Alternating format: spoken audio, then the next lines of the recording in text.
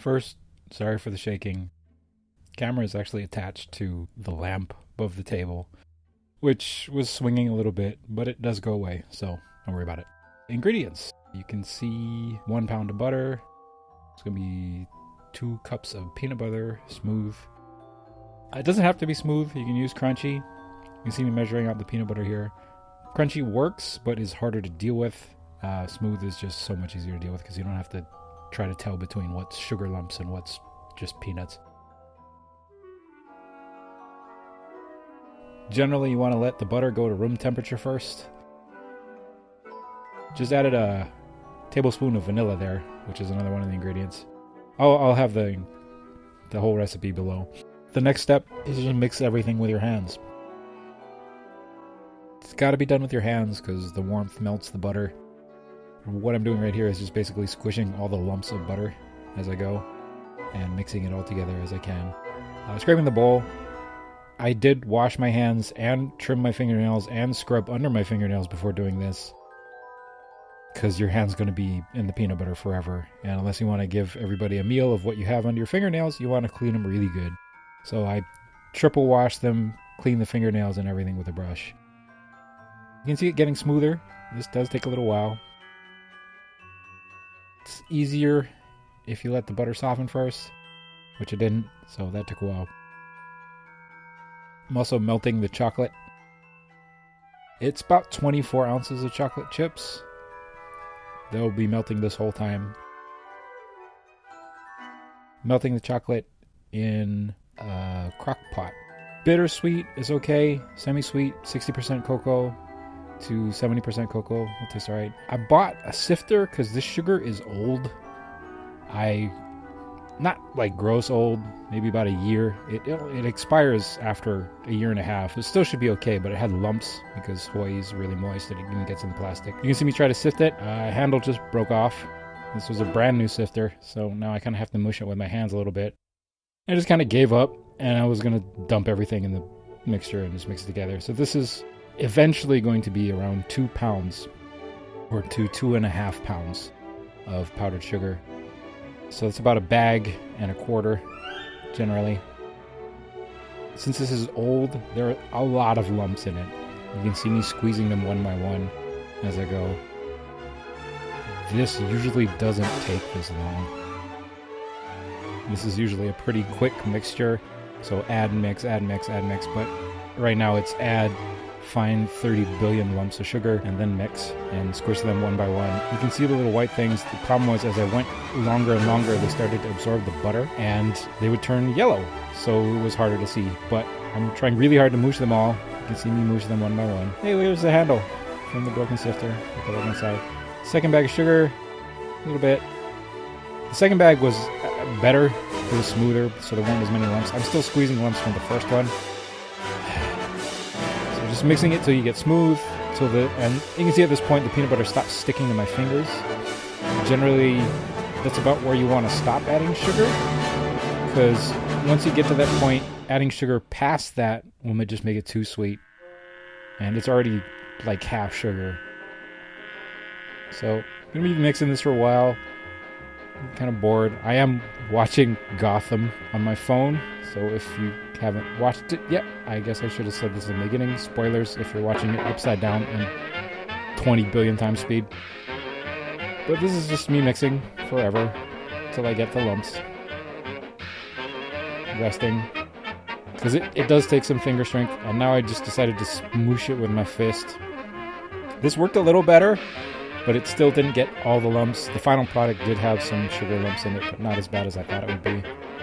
So, smooshing it, still getting lumps, finding them, pinching them, continually mixing.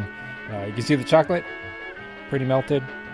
I have also mixed in a bar of paraffin wax.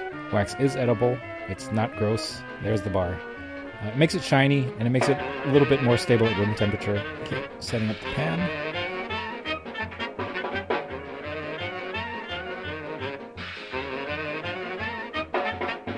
And now, rolling balls, the actual balls. So it's all done by hand. I do wash my hands really often. Anytime I touch anything other than the peanut butter or the pan, I go wash my hands. This makes about 250.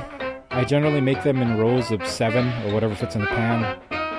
About 1 row to a bag is what I give people because 7 of these is kind of a lot. You can give however many you want to people. But they're all about quarter sized. Smaller tends to not work so well. Bigger falls off the toothpick and is too much peanut butter. Quarter size is about the right proportion of chocolate to peanut butter. And I'm just constantly doing this. This is usually done in colder weather. I try to make them in the winter. Even in Hawaii, winter is a little bit cooler. It was around, I'd say like low 70s, high 60s when I did this. But if it's too warm, the butter just starts to melt out of everything. So you want to do it when it's cooler so that when you make them, they stay pretty stable. In fact, after I finish these 2 pans, you're going to see me put them in the fridge and there's a cut because I left them in the fridge for like 20 minutes and just watched Gotham, which was really boring, so I didn't figure everybody wanted to see me sitting there watching TV.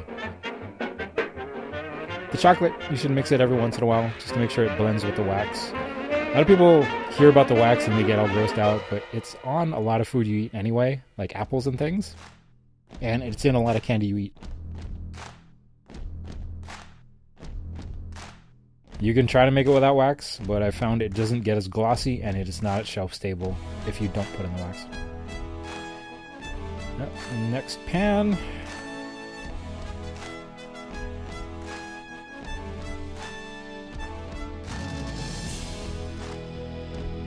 This whole process took me about 4 hours. So it is time intensive, but it's cheap and simple. And people love these because people love peanut butter and chocolate together.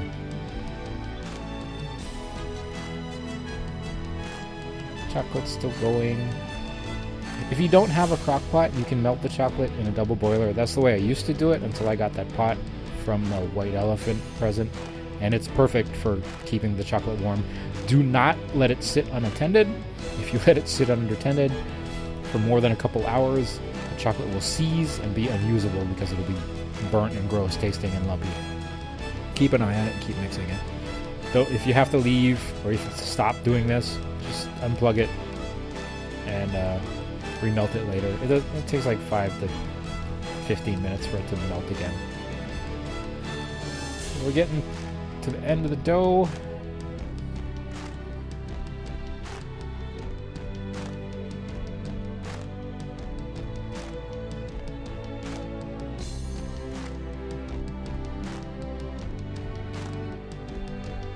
The last little bit I rolled and dipped in the chocolate just to taste if it was alright.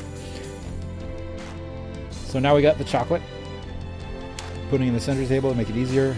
You need toothpicks for this part. This is the cut. Put it in the fridge for about 10 to 20 minutes.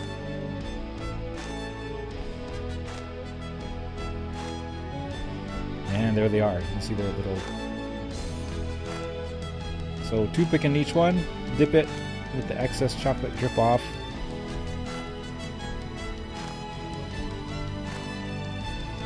I like to move each one of the little rows of toothpicks 1 row at a time. You can see in the beginning I was doing 1 arm at a time, and then I got kind of impatient and I started doing 2 at a time. When you do dip it, let the chocolate drip off until you stop seeing drips. Since you put it in the fridge, the chocolate will solidify and stop dripping off, and then just let the last little nose of chocolate go under it and use it to attach it to the pan. And it'll make a nice little base for it. Don't push down though, because then it'll make a weird kind of really thin part of the chocolate or actually show the peanut butter through it. And this is gonna continue for a while. Each one is hand dipped.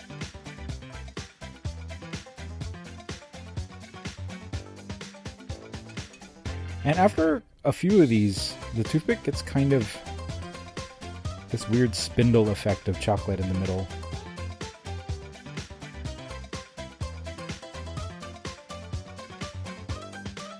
So you'll see me switch out toothpicks. You can see the little spindles of chocolate there, and I'm just gonna throw those away.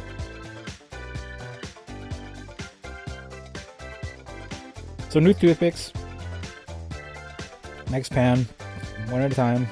This has been a tradition in my family for Christmas for a long time. My dad taught me how to do this.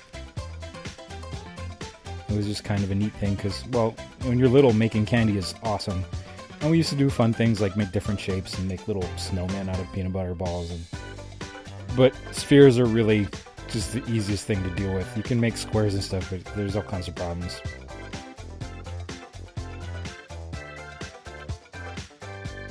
If the peanut butter balls get too warm, they will start to slide off the toothpick after you dip it. You just put it in the fridge to get rid of that.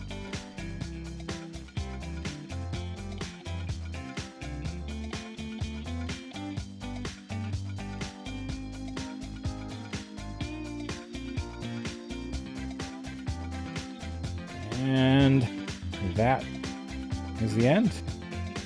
They're all dipped. So this is the finished product. I've got quite a few bags, gave it to a few people at work. I'd probably have to make another recipe. This is a cross section. You can see about how thick the chocolate gets and where the toothpick goes.